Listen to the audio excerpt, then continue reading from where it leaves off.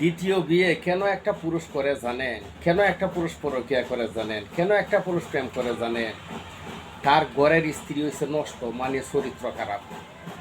এই চরিত্র বেশ্যার কাছে যায়া তার পুরুষ শান্তি পায় না। এই কারণে পুরুষরা কি করে, অন্য ভালো একটা মনের মানুষ খুঁজে, শান্তি খুঁজে, মানসিক শান্তি।